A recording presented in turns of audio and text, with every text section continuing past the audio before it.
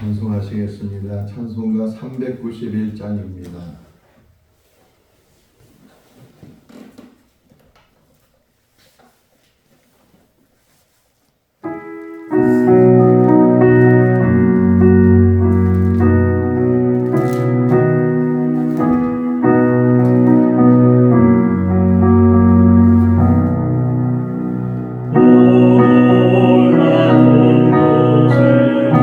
내 손에 좀 잡는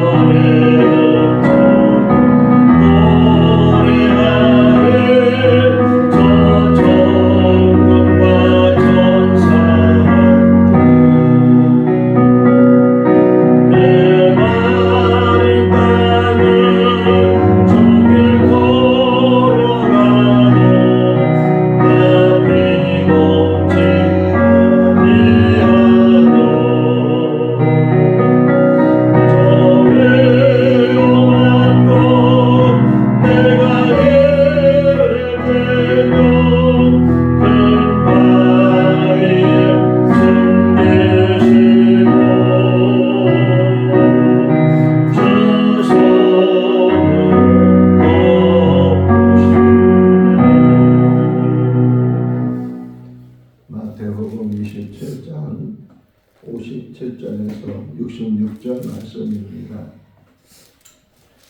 마태복음 27장 57절에서 66절 말씀. 저물 었을 때에 아리마대 부자 요셉이라 하는 사람이 왔으니 그도 예수의 제자라. 빌라도에게 가서 예수의 시체를 달라 하니 이에 빌라도가 내주라 명령하거늘 요셉이 시체를 가져다가 깨끗한 세마포로 싸서 바위 속에 판 자기 새 무덤에 넣어두고 큰 돌을 불려 무덤 문에 놓고 가니 거기 막달라 마리아와 다른 마리아가 무덤을 향하여 앉았더라. 그 이튿날은 준비일 다음 날이라 대제사장들과 바리새인들이 함께 빌라도에게 모여 이르되 주여, 저 속이던 자가 살아 있을 때에 말하되 내가 사흘 후에 다시 살아나리라 한 것을 우리가 기억하노니 그러므로 명령하여 그 무덤을 사흘까지 굳게 지키게 하소서. 그의 제자들이 와서 시체를 두둑질하여 가고 백성에게 말하되 그가 죽은 자 가운데서 살아났다 하는 후의 속임이 전보다 더 클까 하나이다 하니 빌라도가 이르되 너희에게 경비병이 있으니 가서 힘대로 굳게 지키라 하거늘 그들이 경비병과 함께 가서 돌을 임봉하고 무덤을 굳게 지키니라. 아멘. 할렐루야. 우리가 2028년도에 성지순례를 할 그런 계획을 가지고 있고, 특별히 이번 성지순례는 다른 지역을 가지 않고 이스라엘만 가서 한 2주 정도 곳곳을 이제 다니면서, 특별히 예수님의 행적을 우리가 다니면서 거기서 기도하고 또 말씀 묵상하고 그런 시간을 가지려고 하는데, 근데 꼭 이스라엘 가게 되면 가는 곳이 십자가에 못 박혀 죽으신 자리, 갈보리 언덕이죠. 그 갈보리 언덕은 반드시 가야 될 텐데, 제가 한번 그때 거기 갔을 때 조금 이게 실망이라기보다는 아쉽다 하는 그런 생각을 갖게 된 것은, 그냥 갈보리 언덕이니까 그 언덕 위에 그대로 이렇게 좀 만들어 놓고, 그래서 많은 사람들이 예수님께서 2000년 전에 십자가에 죽으신 그 장면을 더 깊이 묵상할 수 있으면 참 좋았겠다, 그런 생각이 드는데, 막상 가보면은 그 예수님이 십자가에 죽으셨다 하는 그 자리에다가 그냥 교회 건물을 져놨어요. 그러니까 교회 안으로 들어가야 그 갈보리 언덕 십자가에 있는 그곳을 보게 되고, 또 사람들이 거기는 많아요. 그러니까 매일같이 사람들이 거기를 꼭 오니까, 순례하는 사람들이 많다 보니까 그냥 거기에 서서 좀 묵상하고 싶어도 계속 사람들이 밀려 이렇게 지나가게 되니까, 그 십자가에 돌아가신 그 자리에다가 십자가를 하나 이렇게 해놨어요. 십자가를 해놓고 그러면서 이제 계단으로 좀 올라가서 거기를 지나서 다시 계단으로 내려오게끔 그렇게 만들어서 거기 오랫동안 머물진 못하고, 예수님께서 이 자리에서 십자가에 못 박혀 죽으셨구나 하는 그 정도 이제 알게 되고, 그러면서 이렇게 내려오면 그 앞에 한 5m, 10m 정도 앞에 아주 커다란 평평한 돌이 있어요. 그 돌. 근데 그 가이드 설명에 의하면 예수님께서 이제 십자가에서 죽으시고, 오늘 아리마대 요셉이 그 예수님의 시체를 빌라도에게 받아서, 그래서 그 시체를 이제 장사 지낼 때 제일 먼저 거기서 이제 예수님을 세마포로, 그러니까 이렇게 팡팡한 돌이 있는데 요 자리가 바로 예수님께서 세마포에 이렇게 쌓여서, 그래서 이제 장사를 지내게 됐다. 그래서 그 평평한 돌에 많은 사람들이 막 입을 맞춰요. 어떤 사람들은 막 입을 맞춰가면서 무릎 꿇고 거기에 붙들면서 기도하고 이제 그런 모습들을 보게 되고, 또 그 밑으로 이렇게 좀 내려가면 그러면 이제 동굴 무덤들이 좀 몇 개 있는데, 어디가 예수님께서 이렇게 묻히셨던 그런 무덤인지는 잘 알지 못하지만 그런 무덤들을 이렇게 가리켜, 오늘 요한복음에 보면 또 좀 나오는데, 여기 그 바위에 무덤이 있다 이렇게 하잖아요. 아리마대 요셉이 바위 위에 자기를 위해서 만들어 온 새 무덤 이렇게 표현되어 있는데 그런 무덤들 그러니까 바위를 깼는지 아니면 바위 안에 동굴이 있었는지 그런 또 자세히 알지 못하지만 근데 이제 무덤을 만들려면 물론 동굴도 있었겠지만 아니면 일부러 그 바위를 깨서 그래서 이제 무덤으로 사용하게 되는 그런 곳이 있는데 그 무덤들이 있는 것을 이제 보면서 예수님께서 죽으시고 세마포에 쌓여서 그래서 장사 지냈다 이렇게 오늘 본문에서도 이야기를 하고 있는데 분명한 사실은 죽으셨다는 거예요. 기절하거나 뭐 잠깐 의식을 잃어서 그 며칠 사이에 깨어나는 우리나라 이게 장례 문화가 3일장 뭐 길면 5일장 7일장 뭐 이렇게 문화가 있잖아요. 근데 대부분 일반적으로 3일장을 이제 장례를 모시죠. 예전부터 3일장 장례를 모시는데 그 3일장 장례를 모시는 이유 중에 하나가 혹시나 돌아가셨던 분이 고인이 다시 깨어나나 다시 그냥 일어나나 그런 기대도 없지 않아 있어서 그래서 이제 한 3 일을 이제 집에 모시면서 장례를 모시는 그런 풍습들을 우리가 오래전부터 가지고 있는데 혹이나 이제 그 예수님이 기절해 가지고서 너무 이렇게 고통을 많이 당해서 의식을 잃고 기절했다가 3일 만에 다시 의식을 차렸는가? 그렇지 않다는 거죠. 오늘 이야기 속에서 예수님은 분명히 죽으셨다. 근데 이제 사도행전을 보면 베드로가 그 많은 사람들 앞에 설교하면서 죽은 자 가운데서 하나님이 그를 살리셨다.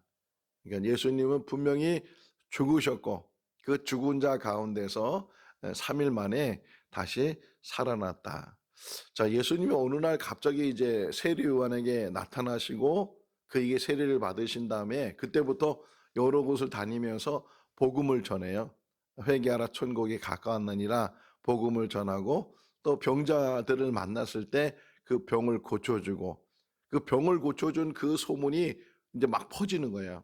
야, 어느 젊은 청년이 나타났는데 그런데 병자들이 낫더라. 안진배가 일어나고 소경이 눈을 뜨고 나병이 낫게 되고 중풍병이 낫게 되고 그런 소문이 막 파다하게 되니까 막 사람들마다 특별히 병 있는 사람들마다 그 예수님을 찾아다니기 시작하는 거죠. 그러는 가운데 예수님이 제자도 부르시고 또 특별히 예수님은 갈릴리 지역에서 많은 사역을 하셔서 어쨌든 3년 동안 이렇게 여러 곳을 다니면서 사역을 하셨어요. 그러다 보니까 많은 사람들이 추종을 하잖아요. 그러니까 인산이례 마가복음 2장을 보게 되면 어떤 사람들이 중풍병자 그냥 중풍 걸린 사람을 예수님께 데려왔는데 너무 사람이 많아서 그 사람을 예수님께로 데려가지 못하니까 지붕 위에 올라가서 지붕을 뜯어내고 지붕 밑으로 그 중풍병자를 예수님께 내려놓았다. 이런 이야기를 통해서도 볼 수 있는 것처럼 사람들이 그렇게 많이 모이고 추종하고 뭐 오병이어의 기적을 일으킬 때는 5천 명, 남자만 5천 명이라고 하니까 어린아이들, 여자들, 또 노인들 이게 다 이게 하면 그 숫자가 뭐 정말 많잖아요. 그러니까 그렇게 많은 사람들이 예수님을 추동하다 보니까 이 기득권을 가진 사람들 또 종교적인 지도자들이 위협을 느끼게 되고 결국은 예수님을 이제 십자가에 못 박아 죽게 하는 그러한 일을 하게 되고 예수님이 부활하시고 승천하신 다음에 교회가 막 이제 세워지게 되고 베드로가 막 설교하니까 3천 명이 막 회개하고 돌아오고 막 사람들이 막 교회 안으로 들어가고 예수 믿고 그런 것들이 이제 막 보여지니까 공회에서 그러니까 사내들이는 그 의원들이 베드로와 요한을 붙잡아다가 신문을 하게 되는 거예요. 신문을 하고 왜 너희들이 그 도를 전하느냐 막 그러면서 전하지 말라고 막 야단치고 심지어는 그들을 죽이려고 하는 그런 이야기를 나누고 있을 때 가말리엘이라는 사람이 등장을 해. 가말리엘은 나중에 이제 바울의 스승이죠. 바울이 율법을 배울 때 가말리엘 문화생으로 들어가서 율법을 배우는 그러니까 가말리엘이라는 사람이 존경받는 사람이었어요. 그러니까 그 가말리엘이라는 사람이 그 베드로에 대해서 이게 두둔한 건 아닌데 그런데 이제 역사적으로 설명을 해요. 역사적으로 설명하면서 그 아무리 지도자가 등장을 했어도 그 지도자가 죽으니까 그것이 다 흩어지더라. 소멸되더라. 한번 성경 찾아보실래요? 사도행전 5장 36절 말씀. 드다란 사람하고 30절에는 유다란 사람이 나오는데 한번 볼까요? 어떻게 표현하고 있는가? 사도행전 5장 36절 그리고 37절 두 절 읽어볼까요?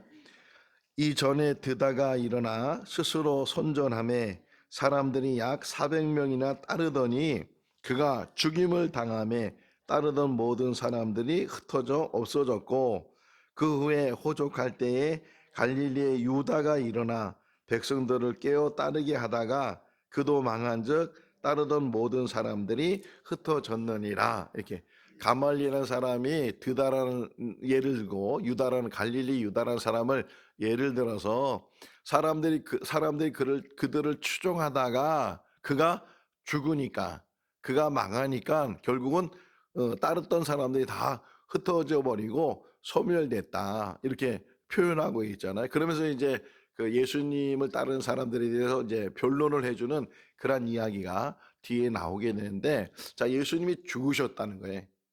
이제 예수님이 죽었다라는 것이 이제 다 알려지게 되고 또 증명되는 사이에 예수님을 죽이려고 했던 사람들, 대제사장이나 또 여러 종교 지도자들이 이제는 됐다는 생각을 가졌겠죠. 예수님이 죽었으니까 저 예수를 추종했던 사람들도 흩어지게 될 것이고 저 소멸되게 될 것이고 이제는 자기들이 생각할 때는 평화가 올 거다. 사람들이 이제 휩싸이지 않고 그러면서 그 예수님에 대한 평가를 그들은 뭐라고 평가하냐면 속이는 자였다. 속이는 자. 사람들의 눈속임을 하고 또 사람들에게 그냥 마술하는 사람처럼 생각을 하는 거예요. 예수님을 마술하는 사람 생각하면서 저가 속이는 자였는데 우리가 어쨌든 잘했다. 이런 생각을 가지고서 예수님 죽음에 대해서 그들이 평가하고 있을 때 또 그러면서도 한편 생각하기를 예수님이 평소에 마지막 이제 공생에 하실 때에 내가 고난을 당하게 될 것이고 내가 죽게 될 것이고 그러나 3일 만에 내가 다시 살아나게 될 것이다. 이렇게 말씀을 하셨는데 자기들이 그 말을 기억한다는 거예요. 여기 오늘 본문에도 나오잖아요. 우리가 그것을 63절 말씀에 빌라도를 찾아가 가지고서 그 죽은 예수님의 무덤을 지켜야 된다고. 왜냐하면 우리가 기억하는데 그가 말하기를 자기가 죽어서 3일 만에 다시 살아난다고 말을 한 적이 있는데 그것이 정말 살아나는 것이 아니고 그 제자들이 그 시체를 훔쳐간 다음에 자기들 스승이 자기들 예수가 부활했다고 살아났다고 그래서 이것도 속이는 거라는 거예요. 그래서 이전에 속였던 것보다 더 큰 속임이 그 제자들로 인해서 그를 추종하는 사람들로 인해서 그 속임이 또 나게 되면 더 소동이 일어나게 될 것이고 더 큰 이제 어려움이 있게 될 거니까 그들이 훔쳐가지 못하도록 그 무덤을 지켜야 된다. 그렇게 이제 빌라도에게 청을 하니까 빌라도가 말하기를 그럼 너희들도 지키는 자도 있고 너희들도 경비병이 있으니까 뭐라고 표현해요? 여기 65절에 가서 힘껏 지켜봐라. 너희들이 지켜라. 그래서 그 대제사장의 그 경비원들이 예수님의 무덤을 찾아가서 임봉을 했다는 거예요. 아리마대 요셉이 예수님 장사하면서 그 돌로 그 무덤 입구를 막았는데 그것도 부족해서 임봉을 시키고 그리고서 경비병들을 겹겹이 이제 지키게 하는 그런 일이 일어나게 됐다 하는 것을 오늘 설명해 주고 있어요. 자, 예수님이 죽기 전에 이제 당신이 죽게 되면 장사를 지내야 되잖아요. 그러면 장사를 지내면 뭐가 필요한 거예요? 무덤이 필요하고 또 장사 지내는 절차 속에서 모략도 필요하고 여러 가지 이제 향품이나 이런 것들도 이제 시신에 뭐 발라줘야 되고 그런 것들이 필요할 텐데 전혀 그런 것들이 준비되어 있지 않았잖아요. 뭐 예수님은 평소에도 뭐 내일 일에 대해서 준비하거나 내일 일을 계속 그러잖아요. 너희는 내일을 염려하지 말라. 이렇게 말씀하시고 또 때로는 무엇을 먹을까 무엇을 마실까 무엇을 입을까 염려하지 말라. 저 하늘에 날고 있는 저 새들을 보라. 저 백합화를 보라. 저들은 씹지도 거두지도 않는데 하나님께서 저들을 먹이시고 입히시지 않느냐. 이렇게 예수님 말씀하시는 것처럼 예수님의 공생의 삶 속에서 일어나는 일들 속에서 염려하는 일들이 없었어요. 그러니까 예루살렘에 들어갈 때 나귀가 필요했었는데 뭐 나귀를 미리 사서 준비한 것도 아니고 그때 또 마지막 식사 흔히 말하는 최후의 만찬을 이제 하실 때도 그 장소가 어디에다 장소를 잡으면 좋겠습니까? 제자들이 물었을 때 예수님께서 누구한테 가면 그 장소가 있을 텐데 거기서 주님이 쓰시겠다고 하라. 그러면 그가 그 장소를 빌려줄 것이다. 그래서 흔히 말하는 마가의 다락방 거기에서 최후의 만찬을 하시고 나중에 그 120명이 모여서 오순절날 성령을 받게 되는 그런 장소를 우리가 알게 되는 것처럼 예수님의 공생의 사역 속에서 미리 준비한 거 없지만 그러나 그 과정 속에서 모든 것들이 준비되어 있어요. 창세기 22장에 보면 하나님께서 아브라함을 시험하셔서 어느 날 아브라함에게 나타나셔서 네가 사랑하는 독자 이삭을 저 산에 모리아 산에 가서 제물로 바치라. 이래서 그 아브라함이 그 다음날 새벽 일찍 일어나서 아들을 데리고 또 하인 둘과 더불어서 그 모리아산 3일길이거든요. 3일길을 가고 그 모리아산에 도착했을 때 하인 두 사람은 거기에 머물러 있게 하고 그 자기 아들 이삭에게 나무쯤을 지게 하고 이제 제물을 태우려면 나무가 필요하니까 나무쯤을 지게 하고 그 산 위에 올라갔을 때 그 이삭이 물어요. 아버지, 여기 이게 제물을 태울 나무도 있고 칼도 있고 불도 있는데 그런데 제물은 어디 있습니까? 이렇게 물었을 때 이 아브라함이 얼떨결에 무의식적으로 대답한 것이 하나님이 준비하신다. 하나님이 다 준비해 주셔서 그래서 그 산의 이름이 뭐라고요? 여호와 이레.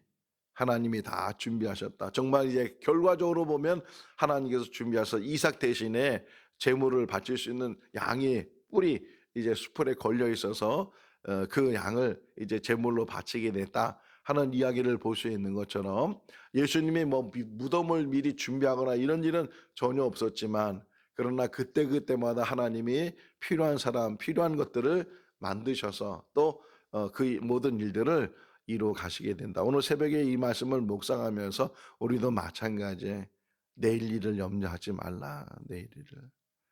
무엇을 먹을까 무엇을 마실까 무엇을 입을까 염려하지 말고 늘 오늘 주어진 일 속에서 우리가 최선을 다하면 내가 죽으면 나를 어떻게 장사 지내나 나를 태울 건가 나를 묻을 건가 나를 어떻게 뭐 바다에 뿌릴 건가 그런 거 염려하지 말고 그런 거 생각하지 말라는 거예요.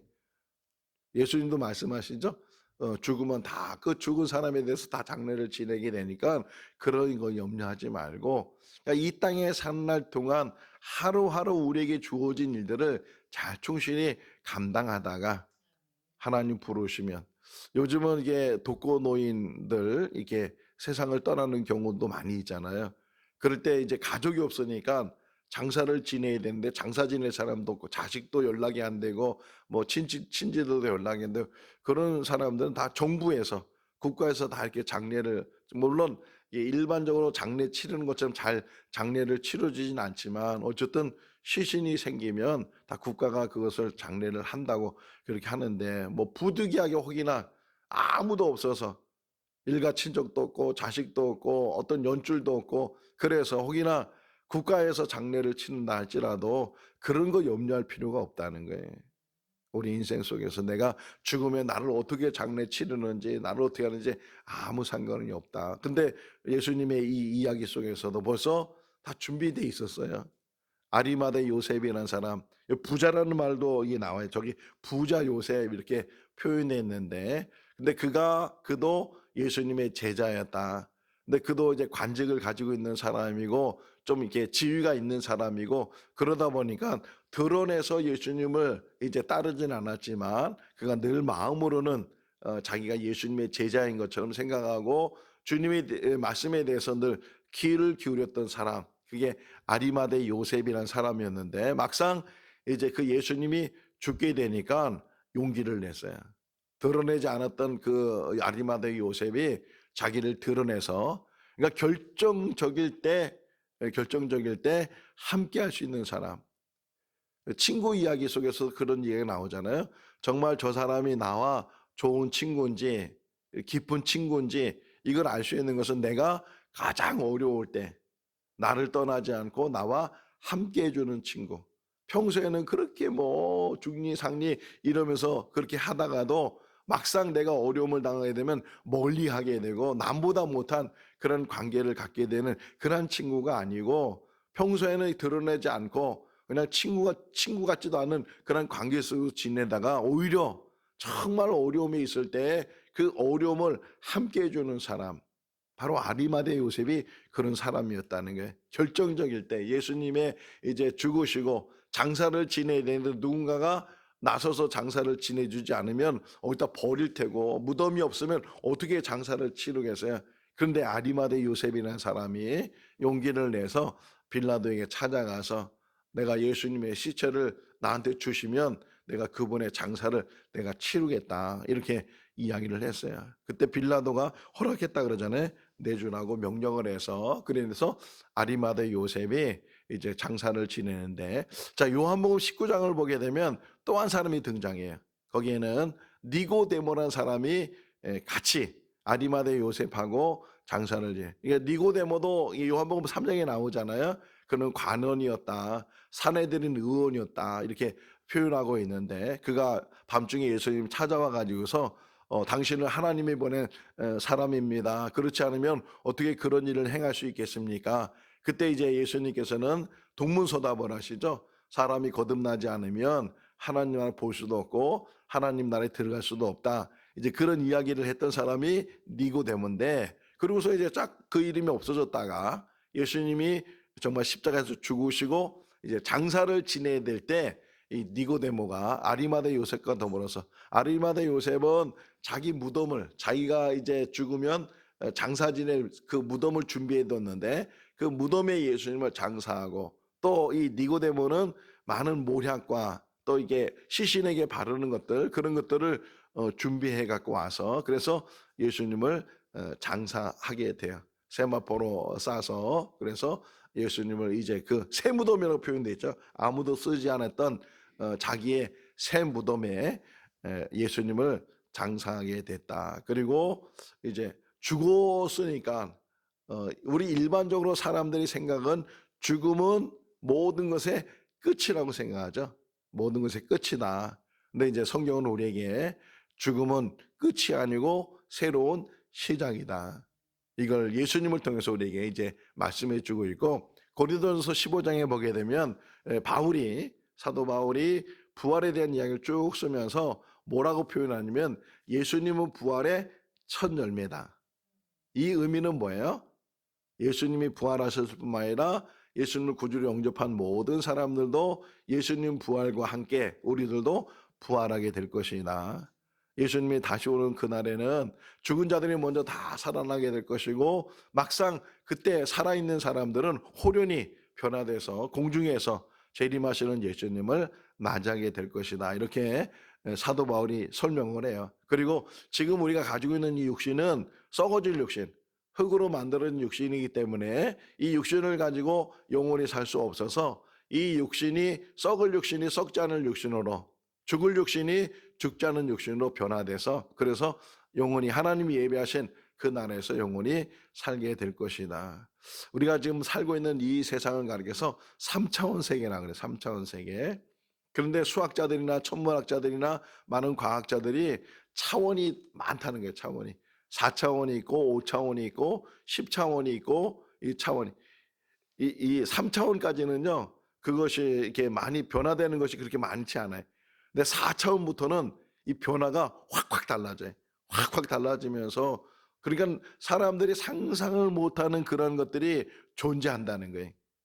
그 중에 하나가 영원한 세상이에요. 영원한 세상.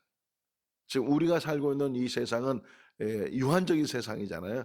하나님께서 모든 것을 만드셨을 때 유한적으로 다 만들어 두셨어요. 모든 것들이, 저 태양, 꺼지지 않는 불 같은 저 태양은요 불덩어리예요. 그 불덩어리를 만드셨는데 그 불덩어리도 결국은 소멸될 것이고 우리가 살고 있는 이 지구도 결국은 소멸될 것이고 다 모든 것들이 소멸되는데 근데 소멸되지 않는 영원한 나라를 하나님 만들어 두셨는데 그것을 우리가 일명 하나님 나라 또는 천국 그렇게 말하고 그곳으로 우리를 하나님께서 초대해 주신 줄로 믿습니다. 성탄을 맞이하는 이유가 뭐예요? 바로 그 초대를 받은 사람들이 초대하는 과정 속에서 하나님이 사람이 돼서 이 땅에 오신 분 바로 그분이 나사렛 예수 그리스도이시다. 이렇게 우리가 믿고 고백하는 것처럼 예수님은 죽으셨지만 죽음으로 죽음을 이기신 우리의 구주이시고 그분이 장사돼서 이제 무덤에 누우시고 그리고 돌로 임봉을 했고 거기에 경비병이 지키고 있지만 내일 새벽에 우리가 말씀을 보는 것처럼 안식일이 지난 그 다음 새벽에 여인들이 이제 찾아가게 됐을 때 걱정했어요. 여인들이 예수님의 그 시신에다 뭔가 좀 바르려고 예수님의 시신에도 보려고 그래서 예수님 부활에 대한 생각은 전혀 하지 못하고 아직 생각조차 없었고 그냥 예수님의 시체라도 예수님 아니 그러면 혹이나 저기 하더라도 예수님 무덤이라도 우리가 가보자 오늘 그런 마음을 가지고 그들이 가면서 아 누가 그 무덤을 이제 막고 있는 돌을 굴려줄 수 있겠는가 이런 염려도 하면서 그들이 갔을 때 막상 그 무덤에 도착하니까 돌이 벌써 굴려져 있고 그 죽었던 예수님은 부활하셨고 이제 그런 이야기들을 내일 새벽에 같이 보게 될 텐데 예수 그리스도께서 죽으셨어요. 그리고 3일 만에 그분이 부활하셨어요. 근데 그 죽음은 그냥 한 개인의 죽음이 아니고 그분이 죽으심으로 인해서 온 인류가 죽음을 이긴 줄로 믿습니다. 우리의 죽음을 이겼어요. 우리도 이제 죽음을 이긴 사람들이에요. 예수 그리스도의 그 죽으심과 예수 그리스도의 그 부활을 통해서 이제는 우리가 영원한 삶으로 내가 부활이요 생명이니 나를 믿는 자는 죽어도 살겠고 살아서 믿는 자는 영원히 죽지 아니하리라. 그러면서 마르다에게 내가 이것을 믿느냐 할렐루야. 그 믿음으로 우리가 살아가는 줄로 믿습니다. 우리는 죽는 것 이제 두려운 것이 아니고 죽음은 관문이에요. 우리 한 번씩은 다 이렇게 밟아야 되는 게 관문인데 문 하나 지나가는 게 그 문 하나 지나가게 되면 이 세상에 있었던 그 모든 것들은 다 내려놓게 되지만 하나님이 예비하신 그 영원한 하나님 나라에 우리를 영접해 주시고 우리를 품어주시고 안아주시고 또 우리와 함께 영원히 그곳에서 살게 될 줄로 믿습니다. 그런 소망을 가지고 믿음 안에서 영생을 맛보며 날마다 살아가는 우리 모두가 다 될 수 있기를 주님의 이름으로 축원합니다. 기도하겠습니다.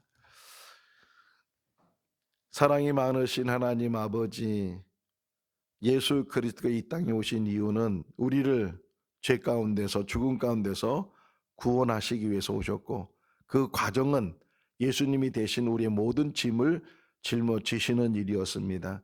우리가 죽어야 될 자리에 예수 그리스도께서 대신 죽으셔서 죽음으로 죽음을 이기게 하시고 우리에게 영생을 주신 줄로 믿습니다. 천국 백성이 되게 하신 줄로 믿습니다. 이 땅에 유한적인 삶을 살고 있지만 우리의 생명은 영원한 생명으로 바뀌어진 줄로 믿습니다. 하나님 나라를 향해서 나가는 믿음의 삶이 되게 하여 주시고 하나님 가지고 계시는 생명책에 우리 한 사람 한 사람의 이름들이 기록되게 하시고 또 아직도 예수를 알지 못하는 사람들 예수님 만나서 또 변화돼서 예수님의 자녀, 예수님을 통해서 하나님의 자녀가 되는 그런 은혜를 베풀어 주시옵소서. 이 사명을 감당하는 교회와 성도들 되게 하시고 한 영혼이 천하보다 귀한 것을 깨닫고 그들에게 복음을 전하는 귀한 일들을 감당하게 하여 주시옵소서. 성탄절이 가까우고 있습니다. 하나님이 사람 돼서 이 땅에 오신 그 일에 대해서 기뻐하며 또 감사하며 하나님의 그 은혜를 더 깊이 묵상하는 귀한 절기가 되게 하여 주시옵소서. 오늘도 주 안에서 복된 하루의 삶이 되게 하여 주시기를 간절히 바라옵고 예수 그리스도 이름으로 기도하옵나이다. 아멘. 마쳤습니다. 자유롭게 기도하시기 바랍니다.